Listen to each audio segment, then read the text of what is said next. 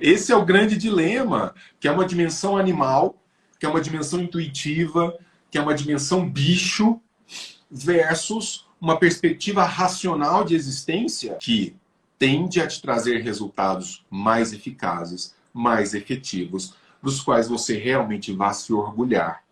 Mas é muito interessante a lógica da sociedade contemporânea. Como isso dá muito trabalho, e como nem todos vão conseguir agir no interior dessa disciplina racional, eu começo a idolatrar e a lustrar o comportamento diverso, que não exige esforço, que não exige empenho, e tudo que você falar contra isso se torna uma agressão contra a pessoa. E aí você começa a criar falsas polêmicas, do tipo, hashtag vai ter gorda na praia sim. Eu nunca vi, mas se você já, alguém Isso é dizendo assim, engraçado. não vai ter gordo na praia. Eu nunca vi ninguém falando que não pode ter gordo na praia, que é um problema. Mas o cara tá tão focado em defender uma posição que para ele não é confortável, mas de ser aceito, não importa as custas do quê? Inclusive de um ataque que nunca existiu, de criar uma pauta do politicamente correto, do ser acolhido não importa. Cara, vai, gordo, vai pra praia. Agora, para a gente conseguir esses outros elementos que se configurem efetivamente em conquista, esses aí na marra não vai. Você vai ter que sentar e vai ter que trabalhar e vai ter que tomar uma decisão racional. Eu me lembro quando, como eu te disse, eu fui nadador durante muitos anos e eu era bom pra caramba. Então, assim, eu agradeço muito a oportunidade de estar aqui conversando com você, que é, depois deste livro aqui, é uma referência para mim, assim, gigantesca e acredito que para muitos dos que estão aqui. A Randy chegou na minha vida por você. Embora eu já siga a Lara há muito Sim. tempo, eu nunca fui uma pessoa muito envolvida com rede social, com Instagram. Isso aconteceu na minha vida de um ano para cá, quando de fato eu comecei a trabalhar com, com cursos, né? Dentro da minha área. Mas, então, assim, é estranho, né? Eu falar que sigo a Lara e conheci você por uma outra pessoa e a Range por você. Poderia ter partido tudo dela, né? Da Sim, grande fonte. é Mas verdade. não, assim, o mundo vai dando voltas, né, para que a gente chegue às vezes em alguns lugares.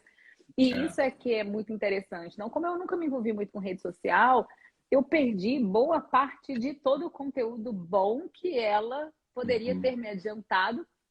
Mas Uhum.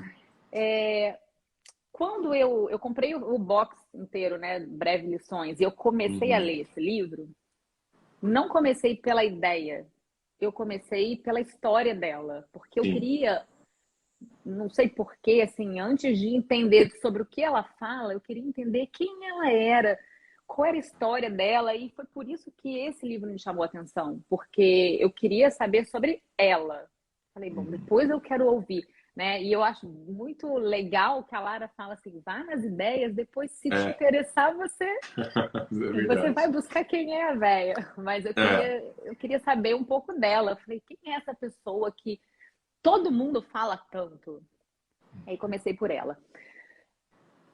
Eu terminei de ler sobre a vida dela, Aham. comecei a ler sobre a ideia, mas assim, comecei mesmo. Logo na primeira página, você me presenteou com a farmácia. Uhum. Aí eu parei. Eu não tenho a capacidade de ler dois ao mesmo tempo, há quem tenha, mas eu parei tudo e falei assim: vou mergulhar nesse daqui, porque o cara diz que é para começar por ele e depois ir pro outro. E vou te dizer assim, com toda a convicção, foi um encontro muito bom. Todas as ideias que eu estou lendo sobre ela, porque é a primeira vez que eu leio sobre ela. É Sim. tudo muito recente na minha vida. E o mais engraçado, o mais curioso, é que boa parte de tudo que eu vivo na minha vida veio meio que de uma forma instintiva, de tanta porrada, porrada, porrada, você começa a ter que pensar, né? Você começa, peraí, a vida tá descendo ladeira abaixo, tem alguma coisa de errado aqui acontecendo. E eu não tenho um histórico da minha vida de leitura, de informação. Eu nunca recebi essa bagagem de ninguém e nem nunca tinha acontecido nenhum fato na minha vida que me fizesse me jogar nos livros, né? Então, por isso eu te falei, acho até muito estranho eu estar aqui, porque com a bagagem que eu tenho para falar sobre isso com as pessoas, eu considero zero, zero. Mas talvez. Isso é o que você acha, né? Isso é o que você acha. Pois é, eu estou mudando Porque tem a essa minha visão. questão. Uma coisa muito diferente da outra é essa cultura livresca, que é importante, mas ela é só uma parte da vida. Muitas pessoas ficam muito preocupadas, mas com essa ideia de aquisição desesperada de cultura, de não, eu preciso ler tudo. E hoje você abre as redes sociais, há uma espécie de pressuposto de que eu não sou ninguém se eu não leio 700 livros por mês, se eu não tenho o corpo dos sonhos, se eu não sou um campeão da vida, se eu não fiz o meu primeiro milhão antes dos 30. Então, assim, de repente, a coisa toda vai perdendo sentido. Então, eu entendo o empenho, eu entendo a construção de uma história vitoriosa, mas eu entendo também que isso não se faz só pelo livro. O livro, ele é um elemento de instrução fundamental, mas é aquilo que você está me dizendo. Fala, cara, Denis, muito do que eu experimentei na vida foi a própria vida que me ensinou. Então, assim, com as porradas, a gente vai se colocando. E às vezes o livro vem para se encaixar com esses elementos da vida. É que nem todos têm essa disponibilidade, nem todos têm essa sensibilidade. E em algum momento eu te escutei falar, agora não me lembro nem mais onde foi, nem quando foi. Acho que foi no livro, que a filosofia vem, que a cultura vem quando, para a maioria das pessoas pelo menos, Uhum. quando as necessidades básicas elas É, são atendidas. é. Porque quando você não tem que desesperadamente sobreviver, você respira e fala, e agora? Posso fazer outra coisa. E na minha vida, eu sempre me vi desesperadamente tentando sobreviver, sobreviver, até que agora, realmente, eu tive aquele, sabe, aquele. Você tira a Uhum. cabeça ali para fora, você respira e fala assim: agora Uhum. eu vou abrir meus olhos.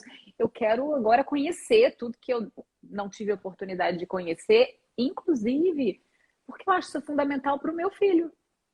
Sim. Você tem um pequeno, né?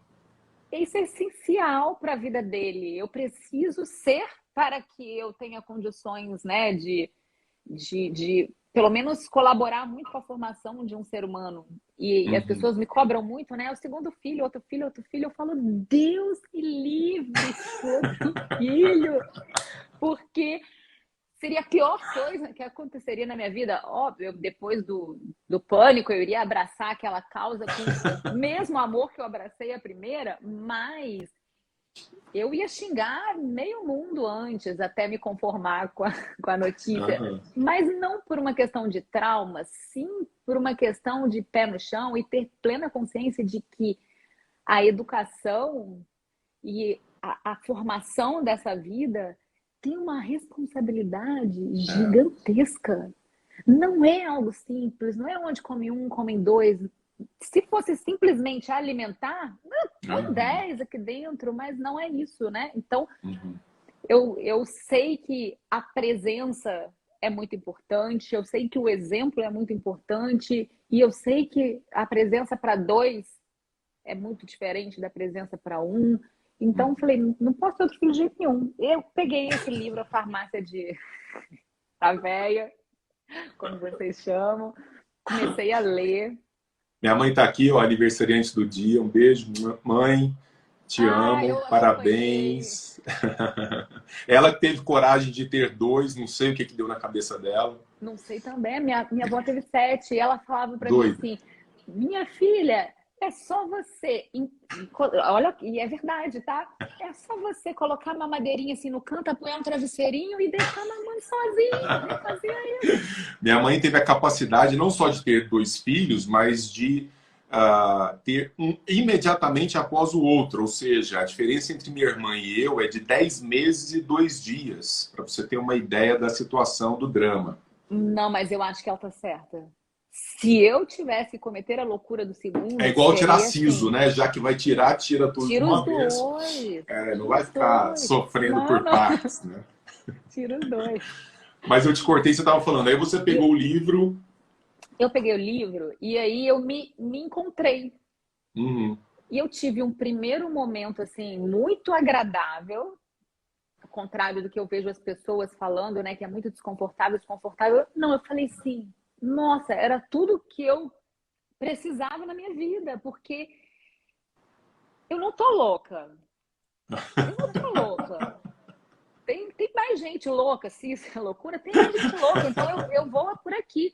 Mas depois, quando eu fui analisar assim, a minha história de vida, eu fui dominada por uma vergonha de mim mesma gigantesca, porque eu não sei em qual momento da vida eu, eu acho que de fábrica eu já vim com muito do que eu vejo nessa filosofia objetivista, Uhum. mas em algum momento da vida eu fui me distanciando disso e me entregando ao molde de tudo que a gente vê acontecendo, Sim. do coletivismo, do altruísmo.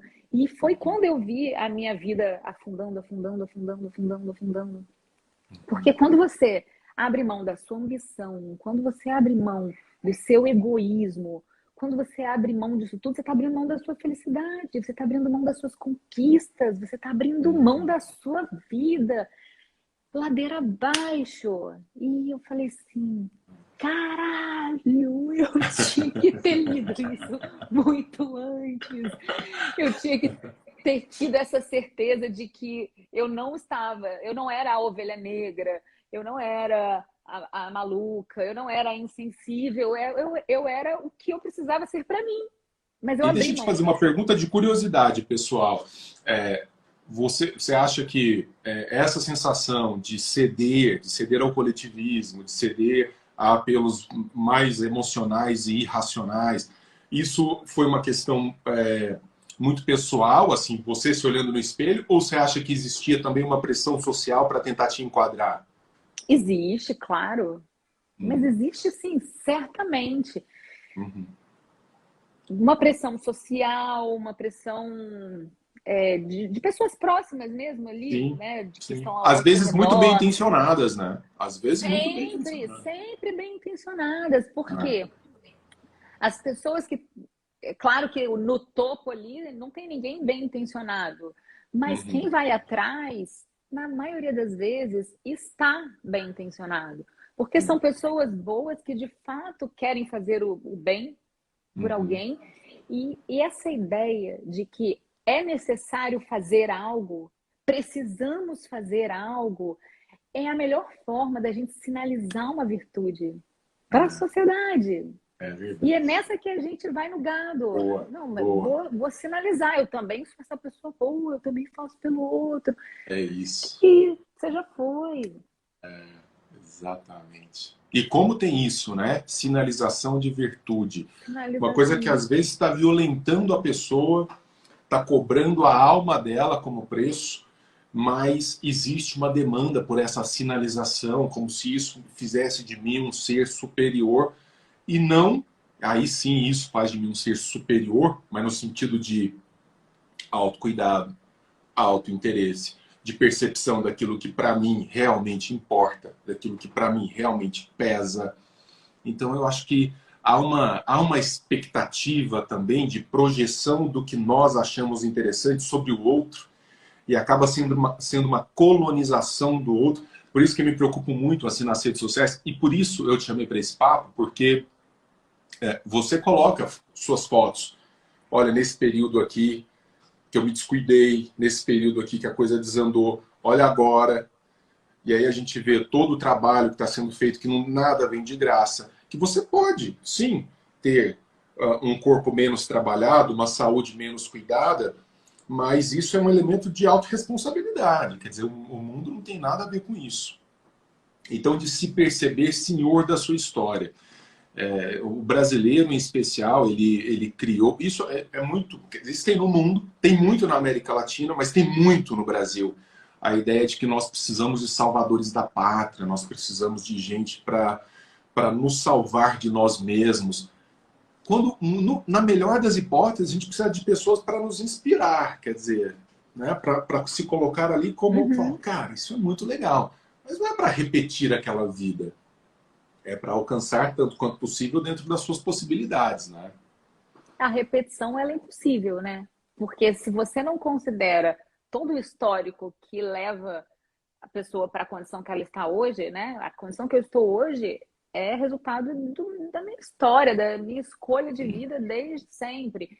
E se a mulher está insatisfeita, se ela está infeliz com a história dela hoje, com o resultado dela hoje, ela não tem que buscar o meu resultado. Porque Uhum. esse aqui tem a minha história, tem as escolhas que eu fiz durante os últimos 20 anos da minha vida que ela não vai conseguir recuperar isso, ela não vai conseguir buscar isso. Então, o que eu falo muito com as mulheres, meu público maior é feminino mesmo, Uhum. é, primeiro, que a mulher ela precisa de atitude, ela precisa acordar, ela precisa de atitude, porque as mulheres buscam amor próprio, né? Elas vão atrás de sentimento.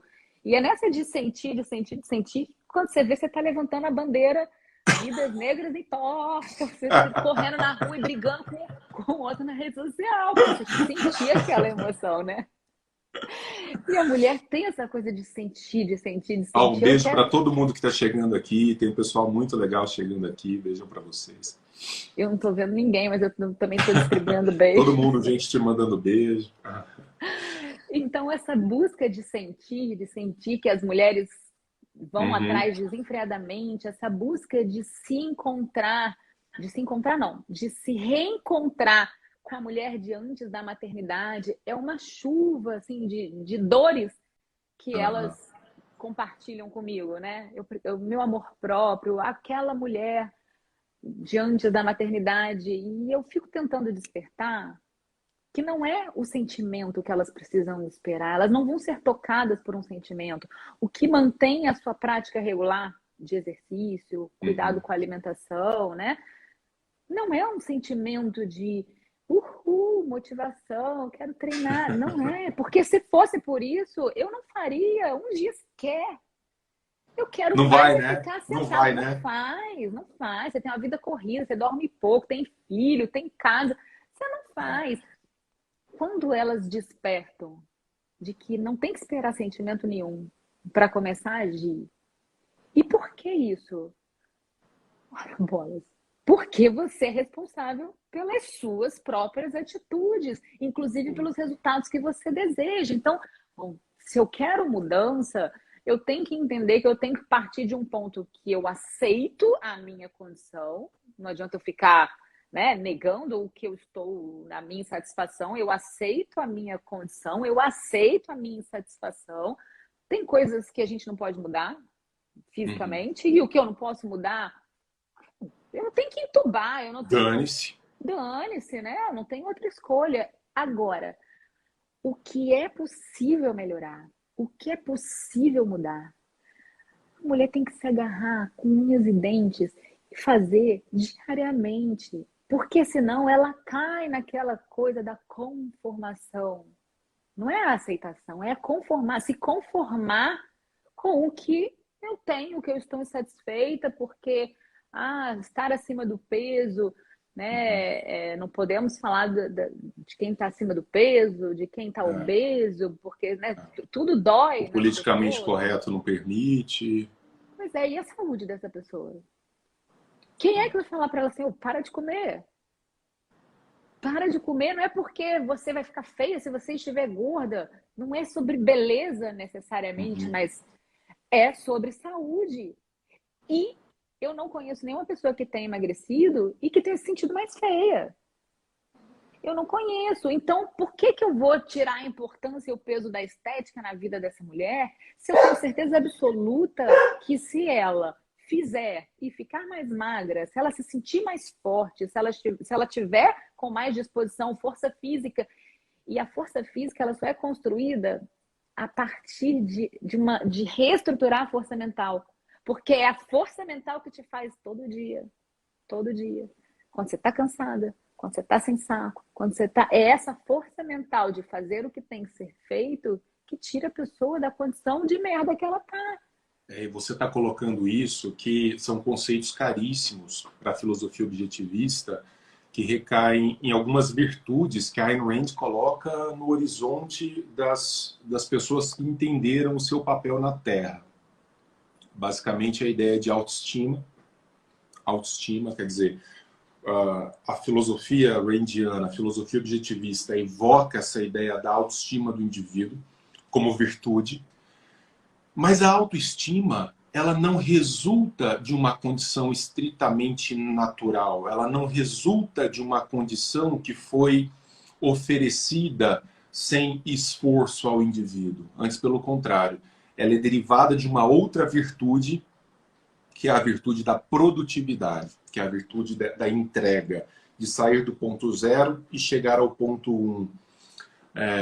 Eu sei que é uma época do politicamente correto, então é muito difícil falar sobre essas coisas, mas é interessante como que funciona o pensamento coletivista e da autopiedade. O sujeito não é... como ele quer escapar de uma ideia de autointeresse, de estima por si mesmo, ele diz assim, não, eu tenho orgulho do que sou, independentemente de ter ou não construído aquilo que ele é. Ou seja, se a natureza o empurrou daquela maneira, ele diz, eu sou orgulhoso disso, eu tenho orgulho de ser assim. Aí você diz, bom, mas qual foi o seu processo de construção para que você chegasse até esse ponto que merecesse de você a experiência do orgulho? Não, não é assim, eu nasci assim, então...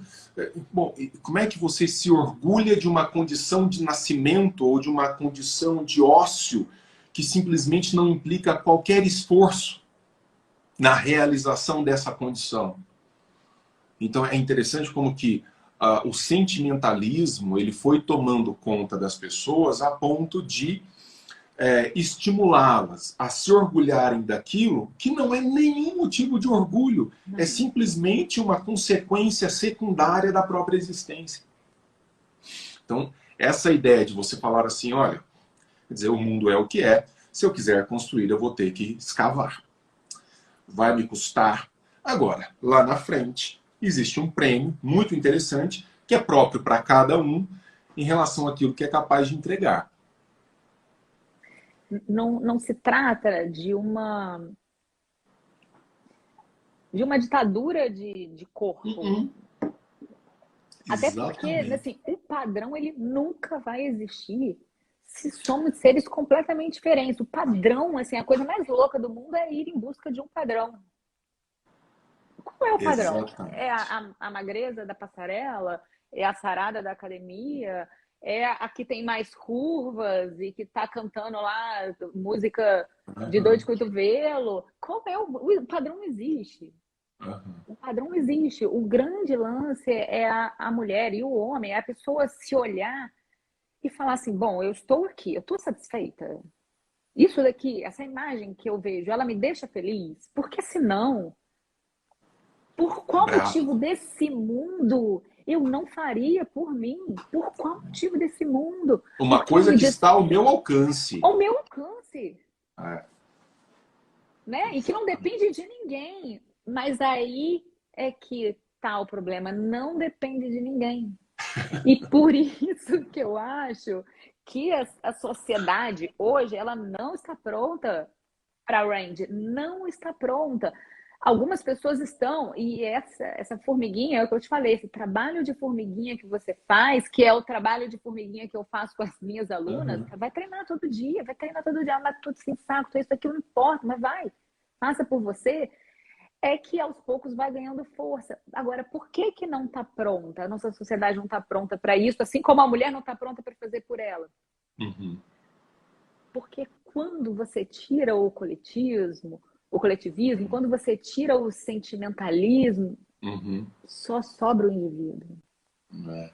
E aí, quando o negócio só depende de mim, eu não posso empurrar para ninguém, não cansa. Não quero, mas não tá bom aqui. Então, no fundo, eu converso com algumas mulheres e falo assim: o quanto você quer? Porque você quer seguir reclamando ou você quer de fato mudar? Porque seguir reclamando, ok, só não reclama no meu ouvido. Agora, você quer mudar? Você precisa sair da sua zona de conforto, mas as pessoas não querem sair da zona de conforto. Então, bom, o seu desejo, ele é proporcional ao quanto você precisa caminhar para chegar até o seu resultado? Ou não? Não. Eu quero é continuar sedentária, comendo. Falei, então, ok, tem pessoas que optam por isso. Sim. E as consequências disso também, né? Elas vão vir sem que você fique se lamentando e reclamando. Exatamente. A vida não pode ser um muro de lamentações. Eu assumo a minha atitude ou a minha ausência de atitude e eu abraço as consequências que vêm porque elas são minhas. Eu não posso passar adiante. Esse é um ponto assim extraordinariamente importante. Não é, eu falo, a filosofia randiana, que é uma filosofia da razão, ela não te obriga a aceitar X ou Y. Ela não diz que você deve fazer X ou Y. Ela diz que você se responsabiliza por decisões racionais que você toma. E que toda vez que você submete a sua existência a decisões que não são racionais, no fim das contas, o que você está criando é uma sensação de... Não uma sensação, mas é uma condição de servidão. Então, muitas vezes a pessoa diz assim, bom, eu estou com fome e eu vou comer aos montes. E eu vou enfiar na comida e não quero nem saber. E eu sou senhora de mim, eu sou o senhor de mim, eu que decido. Randy, no fim das contas, está dizendo assim, olha, essa é uma decisão completamente passional, emocional, que envolve sentimento muito mais do que a razão, porque ainda que nós tenhamos a racionalidade, o uso dela não é automático. Então, nós precisamos de uma intenção de uso racional, para falar assim, amanhã eu vou acordar cedo e vou fazer diferente. Se não há essa decisão racional, o que acontece no final das contas é que você imaginando ser senhor da situação, o que você faz é agir submetido a uma condição estritamente animal que caracteriza aqueles bichos que ela vai chamar de consciência rudimentar. O cachorro, o gato, o papagaio, os bichos. Quer dizer, eles olham para a comida e comem. E eles, não é que eles olham para a comida e comem e dizem assim, puxa vida, eu sou o senhor de mim, então eu vou comer mais. Quer dizer, eu vou até me empanturrar. Você vê que filhote, tem hora que você tem que tirar ele da ração, porque senão ele vai comer até vomitar. Aquilo não é ser senhor de si. Ser senhor de si é olhar para aquilo e fazer um cálculo racional. Mas como isso é difícil. É muito difícil. Como isso é difícil. É muito difícil, inclusive, porque as pessoas já sabem a resposta. E a resposta não vai de encontro ao que elas desejam fazer. Exatamente. Esse é o grande dilema, que é uma dimensão animal, que é uma dimensão intuitiva, que é uma dimensão bicho, versus uma perspectiva racional de existência que tende a te trazer resultados mais eficazes, mais efetivos, dos quais você realmente vai se orgulhar. Mas é muito interessante a lógica da sociedade contemporânea. Como isso dá muito trabalho, e como nem todos vão conseguir agir no interior dessa disciplina racional, eu começo a idolatrar e a lustrar o comportamento diverso, que não exige esforço, que não exige empenho, e tudo que você falar contra isso se torna uma agressão contra a pessoa. E aí você começa a criar falsas polêmicas, do tipo, hashtag vai ter gorda na praia, sim. Eu nunca vi, mas se você já, alguém Isso é dizendo assim, engraçado. não vai ter gordo na praia. Eu nunca vi ninguém falando que não pode ter gordo na praia, que é um problema. Mas o cara tá tão focado em defender uma posição que para ele não é confortável, mas de ser aceito, não importa as custas do quê? Inclusive de um ataque que nunca existiu, de criar uma pauta do politicamente correto, do ser acolhido não importa. Cara, vai, gordo, vai pra praia. Agora, para a gente conseguir esses outros elementos que se configurem efetivamente em conquista, esses aí, na marra, não vai. Você vai ter que sentar e vai ter que trabalhar e vai ter que tomar uma decisão racional. Eu me lembro quando, como eu te disse, eu fui nadador durante muitos anos e eu era bom pra caramba. Eu era bom pra caramba. E eu custava perder. E eu me lembro o primeiro dia que eu perdi uma prova, moleque ainda, 12, 13 anos, foi no Minas Tênis de Belo Horizonte. Eu fiquei em segundo lugar, eu perdi para um cara da Uzipa, ali de Ipatinga. Não esqueço o nome dele completo, até hoje. Eu tenho 43 anos. Isso aí foi 30 anos atrás. Danilo Souza Lopes. Foi o cara que me sentou na naba desse tamanho, desculpa meu francês, pela primeira vez na história. E eu falei, cara, o que é perder? Eu sentei no pódio e chorei. Eu sentei no segundo lugar e chorei. Porque, quer dizer, é de você perceber que as coisas não vêm assim, meu amigo. As coisas não vêm escorregando para a mão da gente, Não vem. infelizmente.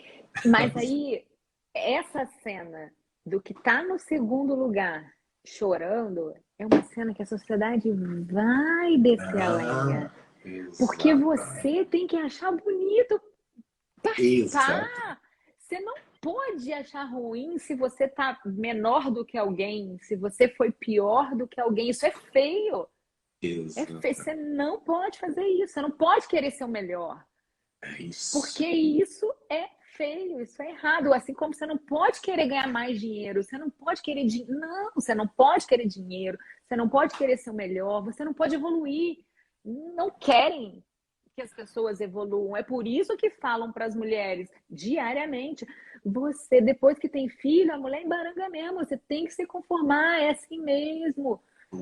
Você tem que pôr suas banhas para fora, você tem que ter orgulho disso. Porque ninguém quer ver o outro evoluindo. Incomoda. E quanto mais você poda uma pessoa, quanto mais você tira a força dela, pô, tá tudo sob controle. A Anitta está falando um negócio aqui que é muito isso. É a geração que ganha medalha porque se inscreveu na corrida. É Não é? exatamente isso. É a geração Olha que não só, aceita ficar sem medalha.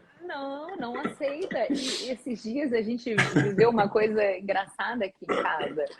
Porque no último ano eu trabalhei muito e eu tinha uma sociedade, que eu encerrei a sociedade, foi para mim uma experiência assim, bem negativa de vida, mas a gente sempre aprende muita coisa, né? E eu fiquei muito ausente da rotina do Davi. Davi hoje está com 3 anos e meio, então Uhum. dos 2,5 aos 3,5, ele ficou muito com o Bruno. E, e aí, um dia desses, a gente estava brincando, eu e o Davi, e eu ganhei dele na brincadeira.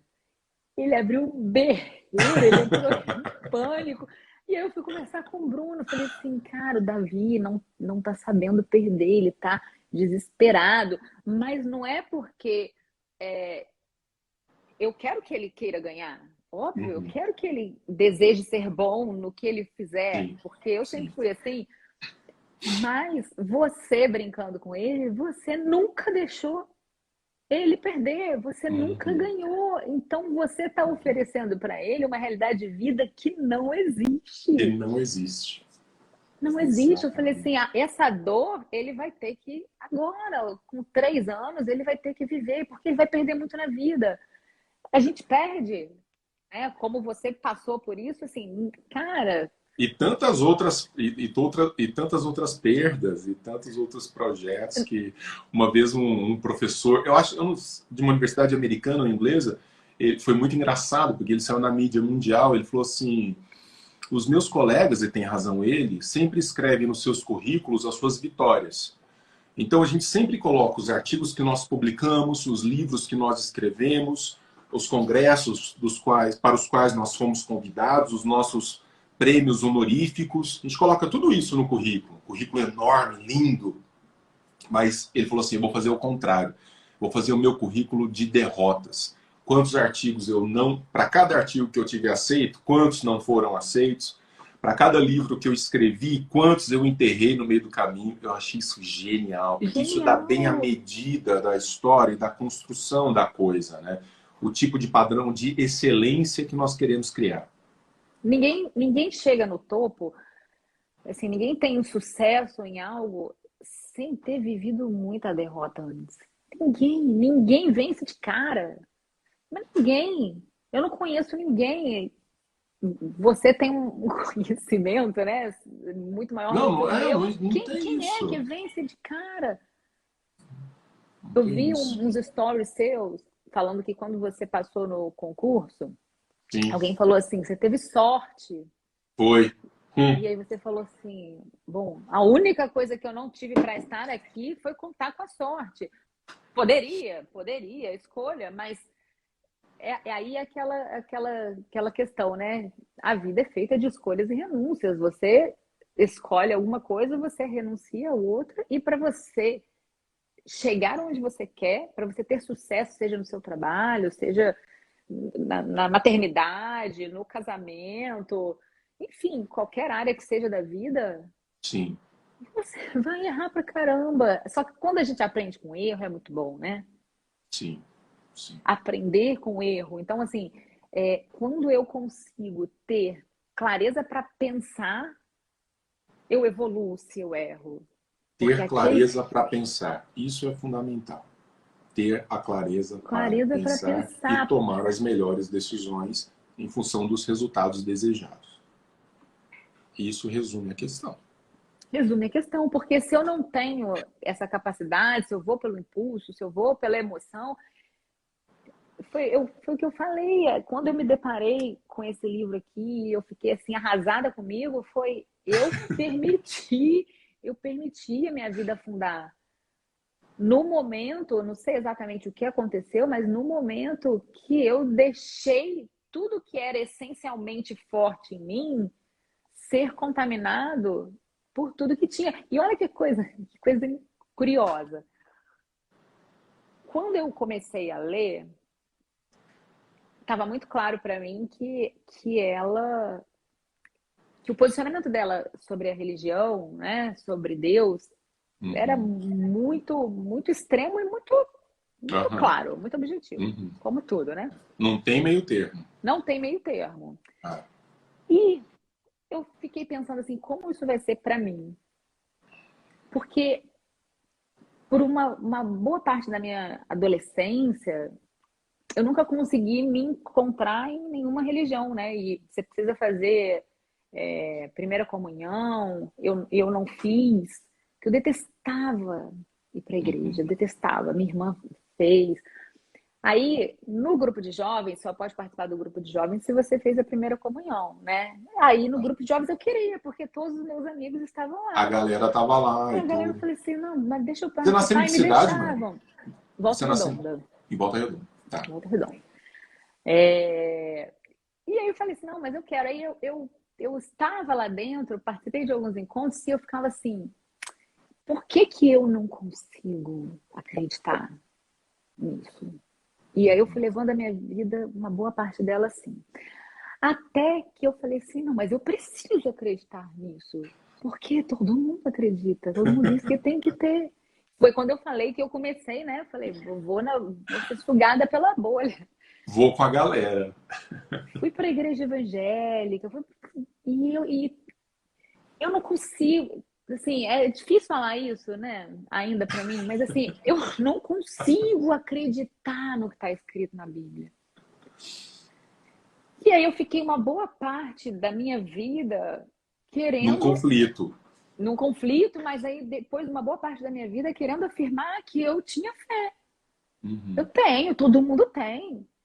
Eu tenho, e lá dentro eu não conseguia, não conseguia. Teve um dia numa conversa com a minha irmã, isso é o oposto da minha família, é o oposto. Uma conversa com a minha irmã, ela escreveu alguma coisa no grupo da família, eu falei assim, eu queria ter essa fé. Aí ela falou assim, mas a fé não é uma questão de querer. Ou você sente e aquilo está presente em você, ou não. Uhum. Aí eu falei assim, talvez eu tenha que desistir disso. Mas eu ainda me sinto uma pessoa errada. E aí Parece que não continuei. estou indo por um bom caminho. Não tô. Aí continuei querendo. Falei, bom, esse negócio de fé aí vai rolar comigo. Eu vou insistir que ele vai rolar comigo. E eu fazia assim, todo o ritual, tudo que tinha que, né, necessário para ter. Mas assim, nunca aconteceu comigo. Até que eu comecei a ler, que eu falei assim, não precisa. E vou te falar, isso aconteceu essa semana, tá? Lendo a farmácia de Ayn Rand, aconteceu essa semana. Eu falei assim, não precisa. Não precisa, não é um defeito meu. Abriu a janela, gritou, não aguento mais isso. Viva a racionalidade. Meus santinhos ficam todos aqui comigo, mas vocês podem ficar aí, mas assim, quando eu percebi que tudo bem, era uma coisa assim tão de não conseguir que sempre me frustrou. Uhum. E assim, eu vou te falar, eu frequentei meses e meses a igreja evangélica, eu estava lá dentro e eu via. No propósito, né? No propósito. Eu via as coisas acontecendo, eu via as pessoas se emocionando e eu ficava assim, eu quero sentir isso, eu quero testar isso, eu quero. Nunca aconteceu. Mas eu busquei, eu tentei de várias formas. Inclusive, a igreja... Eu posso falar o nome da igreja? Claro. Posso, né? Aqui não tem censura. Oh. Uma igreja super polêmica, do Edir Macedo, Universal. A Universal. Universal do Reino de Deus. Uhum. E o que eu observei lá de muito interessante, muito interessante. Eu fiquei lá meses, então assim, eu não vou falar asneira de lá. Uhum. Primeiro que eles arrancam dinheiro assim com gosto mesmo, com gosto de ver isso, chega a doer o coração de pessoas que não têm, mas pessoas que não têm, entregam, você vê Entregam a situação mesmo. da pessoa entregando assim, é de doer. Uhum. Mas por que os testemunhos deles, financeiros, muitos eram muito bons? Porque, por outro lado, o pastor botava uma lenha na pessoa para ela ser boa no trabalho dela, para ela fazer o melhor, para ela estudar, para ela correr atrás, para ela dormir Que é a tarde, mensagem neopentecostal, né? Que é isso, assim, é uma coisa maluca, assim, cara. Você vai lá e constrói, você vai ficar rico, você vai estudar, você vai fazer isso, é muito porque intenso. aí vai mais para a igreja, porque a pessoa tem mais para dar. Mas as pessoas de fato conquistavam porque elas agiam. Exato. Seja movido pela fé, por qualquer coisa, mas aí você vê o poder da atitude. Não era consciente. Boa. Tá bom, não era consciente, não era por ela, era mas por alguma coisa. A causa não se questiona, mas o resultado vem, O resultado vem. Então, eu falo assim, cara, quando as pessoas se tocarem que elas não precisam de algo para fazer o que tem que ser feito, e não acho que também a pessoa está errada se ela quiser acreditar, se ela é tocada por isso, ela tem que... Escolha de cada um, exato. Inclusive pela filosofia de Rand, apesar dela ser cética. Não, ela mesma vai dizer, assim, olha, a máxima tolerância e respeito, né? O que ela faz é defender uma visão filosófica que diz, olha, tanto quanto você não puder depender dessas causas exteriores para buscar esse resultado, melhor. Melhor, porque você está se olhando no espelho e todo dia partindo para cima e construindo. Quando você se coloca na mão de uma outra coisa, de uma outra dimensão, você corre o risco também de ser controlado por espíritos místicos, né? Pessoas nem sempre bem intencionadas, atrás dos seus resultados. Mas ela respeita isso também, independentemente de qualquer coisa. Mas, assim, incontestavelmente, quando a pessoa resolve agir, as coisas acontecem. Em todos os sentidos da vida. Então, isso foi, assim, na minha vida profissional, que eu, assim, pô, professor de educação física, para ele ser bom, ele precisa de pouco. Porque a maioria é muito ruim. Muito ruim. A Então, assim, concorrência... é difícil você ter um bom concorrente. É bem Uhum, difícil. Então, uhum, assim, você precisa de muito pouco para se destacar. E eu sempre uhum, tive o pouco para me destacar. uhum. Aí vem um lado bem negativo nisso. Porque Ah, você se conforma com menos. uhum. Porque você precisa de pouco para ser melhor, para ser referência, para fazer um dinheiro, né? Quando eu me toquei que não era não era por esse parâmetro que eu tinha que me basear, e sim pelo meu, não pelo do outro, eu falei assim, bom, ok, mas eu quero me contentar com isso? Não. Então eu vou buscar algo muito diferente. Eu vou agir de forma diferente, eu vou estudar diferente, eu vou atrás do que eu nunca fui. E o resultado financeiro vem. Aí quando entra o dinheiro, você fala assim, cara, é muito bom. Dinheiro é Porque bom, né? é muito bom. E as pessoas acham que tem que se envergonhar, né? Eu estou É. trabalhando por quê? Eu trabalho todos os dias da minha vida por causa de dinheiro. Todos os dias da minha vida por causa de dinheiro. Mas é muito bom saber que o meu trabalho, ele muda a vida de muitas mulheres. E muda de fato. Eu recebo, pô, cada comentário que eu fico assim, realizada, mas o que me move é o E dinheiro. nada mais justo do que ser devidamente retribuído em termos materiais, porque ninguém vive de elogios, pelo trabalho que está sendo realizado. Nada mais justo. Não, o feedback Mas que eu você tenho delas percebe que essa só sociedade concretiza. do politicamente correto e do ressentido, ela tem que... Putz, ontem eu estava dando uma aula sobre isso na Sociedade da Lanterna, que é o meu grupo de estudos de História da Filosofia. Tem um grupo enorme de estudiosos da história da filosofia, a gente discutindo sobre padrões de excelência. E dizendo, olha, os gregos chamam excelência de arete. Então, quando você olha para o mundo antigo, você consegue observar, claro, já viu essas árvores que, na medida em que os anos vão passando, elas vão ganhando uma nova camada? É muito interessante. Então, quando você quer fazer estudos sobre a história da ecologia naquele lugar, você pega um tronco e você olha as camadas. Então, a gente olha para a história dessa maneira, olhando as camadas da história, você encontra camadas diferentes sobre os padrões diversos de excelência. O que esses homens entendiam por excelência. Eu estava comentando isso com a minha turma ontem, dizendo, moçada, aquilo que a gente aplaude hoje, aquilo que nós dizemos, olha que coisa extraordinária, olha como isso é bonito, isso vai determinar o nosso padrão de excelência, o padrão de excelência de uma época.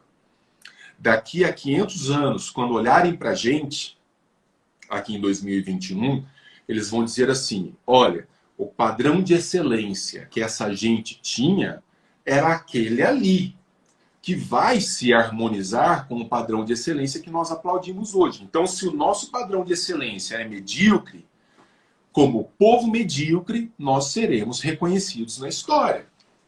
Assim como na época de Homero, a gente vai falar de uma geração de guerreiros corajosos, assim como na época de Platão, a gente vai falar de uma geração de filósofos. A Vá está falando ali, então estamos lascados, né? Quer dizer, mas é isso. Né? Você tem um filho de 3 anos. O que é um padrão de excelência para ele?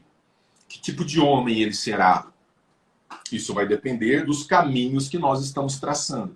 Então, é muito interessante perceber como que o elemento da mediocridade, ele vai sempre evocar um padrão de excelência que não é de excelência, que é exatamente de mediocridade, jogando a régua cada vez mais para baixo.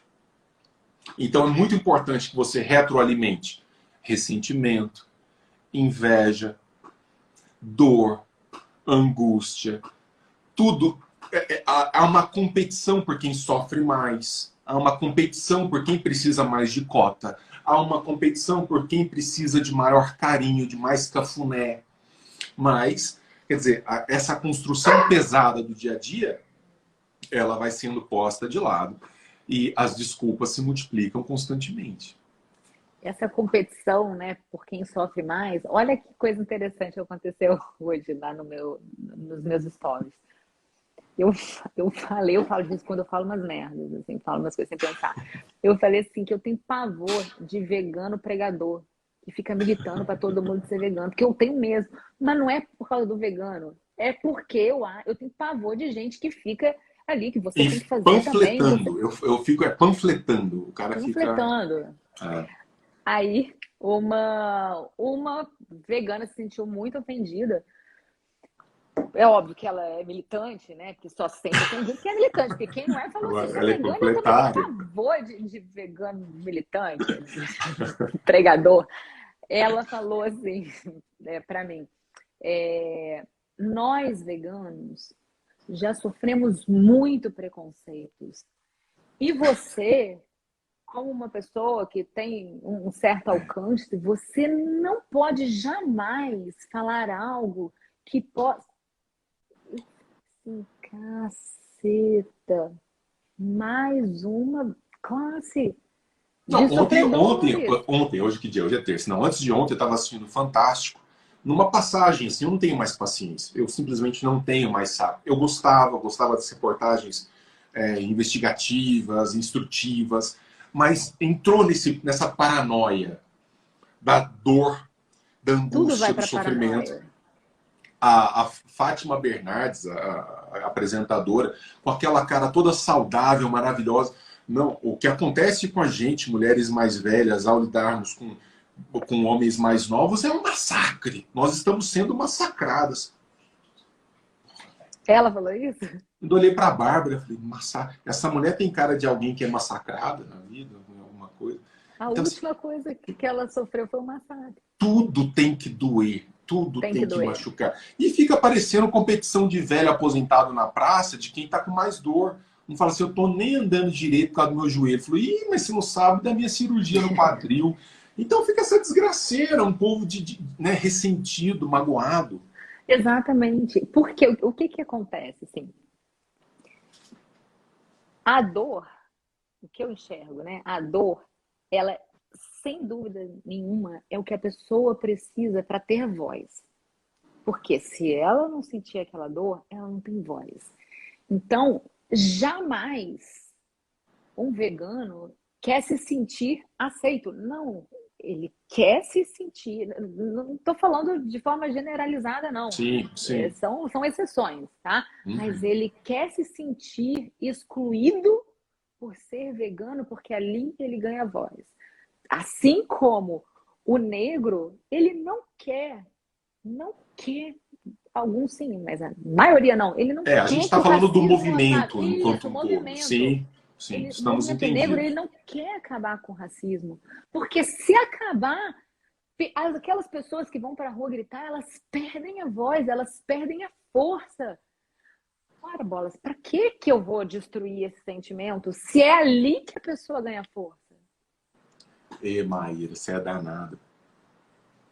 Eu não precisa. Eu comecei a ler agora, você não imagina, um ano. Vou mandar uma aula com você daqui a um ano. Mas não é isso. Daqui a um ano, quando eu tiver lido tudo.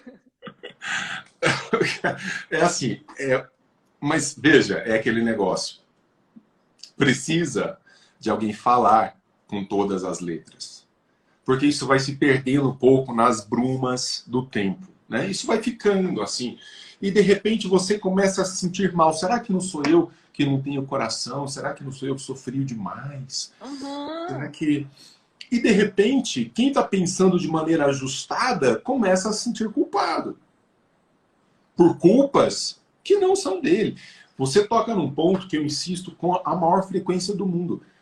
O protagonismo desse pessoal deriva de uma vitimização sistêmica e projetada. Não é uma coisa que acontece ao acaso. Mas isso vem para o cotidiano e daí você tem os grupos sociais que vão se formando é muito interessante, porque como você tem que se vitimizar, você precisa logo se incluir num grupo que dê voz àquela vitimização e que ganhe legitimidade. Então você tem coisas malucas, assim, que aparecem aqui na liderança da Câmara. Eu estou em Brasília, eu acompanho os bastidores da política nacional. Toda vez que alguns partidos pedem para incluir alguns elementos na lei, eu já brinco com o meu colega de gabinete falando assim, ó, lá vem lá pedido para colocar não sei o que de quilombola. Os caras têm uma fixação por quilombola. Então, assim, vamos distribuir sorvete para as crianças de 1 a 10 anos no Brasil, lei, e não sei o quê. Alguém vai dizer assim, e os quilombolas? Não, mas as crianças quilombolas... Não, mas tem que colocar um negócio diferente, porque quilombola nunca tomou sorvete, então agora as crianças vão ganhar uma bola, ó, quilombola, até rimou. E os quilombolas vão ganhar 2 bolas. Então, assim, é uma fixação pela ideia de pequenos grupos, coletivismo, de pequenos grupos, que subsumem o indivíduo. O indivíduo desaparece. O indivíduo desaparece. E aí é o grupinho que fica trabalhando essas pautas que buscam instaurar um orgulho que não é legítimo. Eles Não. sabem disso. E se Um você, orgulho que não resulta de trabalho. se você não afirma que você... Porra, você tá fudido. Tá ferrado. E foi isso que aconteceu há um tempo no meu Instagram, quando foi aquele movimento de Vidas Negras Importam. Você falou disso Cara, lá? na minha... Falei... Sério? Você Falei, minha mãe falou chapuletou assim, um minha story filha, lá? fala mais essas coisas não, que eu fico muito arrasada do lado de cá. Você é massacrada. E eu falei assim, gente... Orgulho de ter dente, tá falando Vini, orgulho por ter dente. Toda vida importa. Pra mim, mas eu não falei isso porque eu queria afrontar ninguém, não. Eu fui, primeiro eu comecei de forma completamente ingênua, porque na minha cabeça é muito claro e eu não consigo ver algo diferente para o meu filho, que não existe diferença, porque a cor da pele é diferente. Então, todas as vidas têm o mesmo valor, mas isso é uma coisa assim tão óbvia para mim, tão óbvia, que quando eu falei isso, nossa, as pessoas começavam a marcar os outros donos de movimentos, não sei o que, não sei o que, não sei o que, não sei o que. O negócio tomou uma proporção que eu falei assim, eu também agora eu vou peitar. Você soltou isso num feed ainda? Você soltou no feed, numa postagem, ou foi nos stories? Nos stories e no feed. Putz. Porque eu compartilhei. Mas quando eu vi o negócio acontecendo, eu falei assim, não, agora eu vou bancar. E as pessoas te xingam, as pessoas te... Cara, as pessoas te xingam de tudo que você puder imaginar, e direct, assim, centenas, e nos comentários. Eu falei assim, peraí, eu não vou voltar atrás porque não faz sentido. Exato. Voltar atrás. Aí me mandaram muito direct assim, como você não desmorona, como você aguenta esse monte de crítica, esse monte de ofensa? Como é que você lida com isso? Eu falei assim, ora, se o que eu acredito não fizesse sentido para mim, eu ia desmoronar na primeira agressão que eu sofresse. Boa.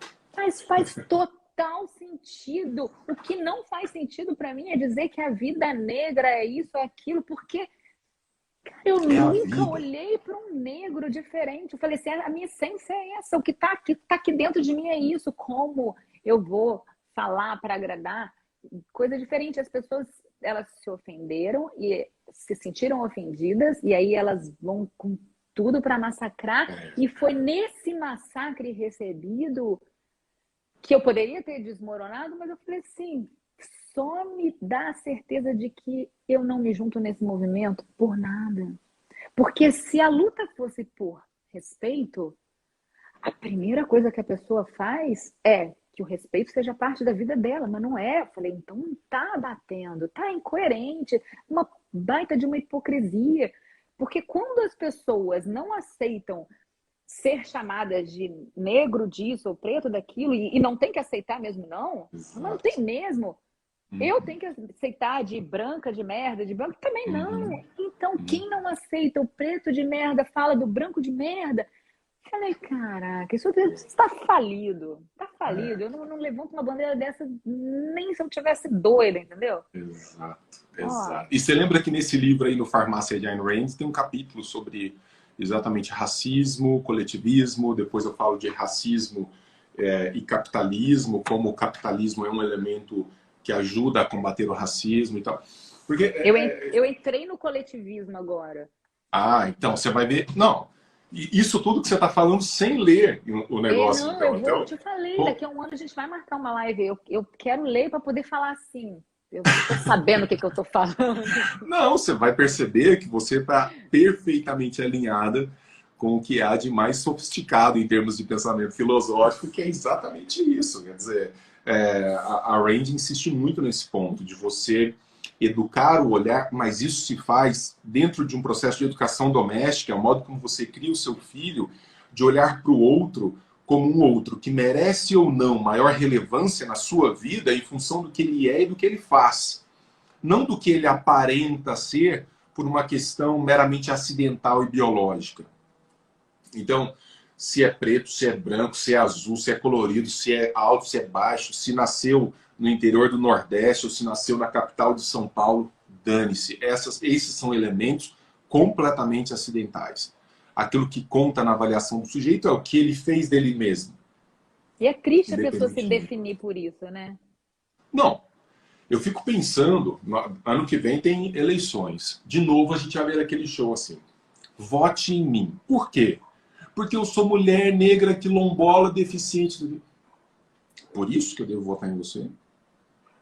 Não é pelo seu modo de ver a realidade, não é pela sua proposta de mundo, não é pela sua proposta para cultivar determinados valores na sociedade. Quer dizer, eu tenho que olhar para você como eu olho para uma vagina de 1,70 m. Porque eu sou mulher. Faz sentido alguém fazer uma campanha de vote em mim porque eu sou homem? Vote em mim porque eu sou branco ou eu sou preto? Mas isso significa exatamente o quê? Que no momento da concepção aconteceu de você ser... Então, essa ideia de uma construção de um orgulho como resultado de produção. Vote em mim porque eu fiz isso até aqui e se eu ganhar, a partir daqui eu vou fazer essa outra coisa e eu tenho as credenciais necessárias para fazer isso. Putz, é um outro país, é um outro mundo. Mas é uma discussão que enfrenta hoje uma resistência até midiática, né, mano? Até midiática. A gente tem, como eu estava contando aí, rede nacional o tempo inteiro. Você é fuzilado por um panfletarismo constante, o tempo inteiro. Você liga, desliga o tempo inteiro. Alguém te entrega no panfletinho. Você viu isso tanto que a gente sofre? Você viu isso tanto que eu sou vítima? Você viu isso tanto que eu não mereço Olha, novela, sofrer né? desse jeito? Gente, Novela. que bom, hein? Que bom. Foi bom, foi bom. Vamos marcar outra daqui a um ano.